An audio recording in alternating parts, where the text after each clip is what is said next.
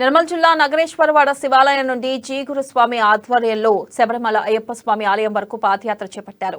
లోక కళ్యాణార్థం ప్రజలందరూ సుఖ సంతోషాలతో ఉండాలని జీగురు స్వామి ఆధ్వర్యంలో 12వసారి ఈ అయ్యప్ప పాదయాత్ర చేపట్టడం జరుగుతుందని భక్తులు తెలిపారు. ఈ యాత్ర 45 రోజుల పాటు 1500 కిలోమీటర్లు కొనసాగుతుందని తెలిపారు. కాల్షియం మనం ఎప్పుడైనా ఏదైనా తిన్నా మన పళ్ళు కేరళ నుండి పోయిన కాల్షియం తిరిగిస్తుంది.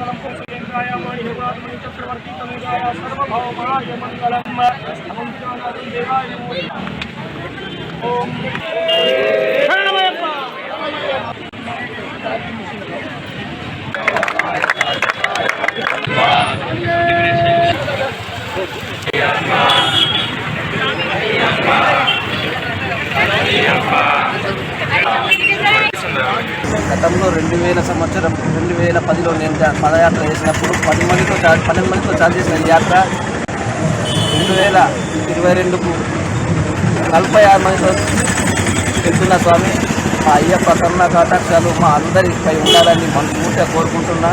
రాబోయే కాలంలో కూడా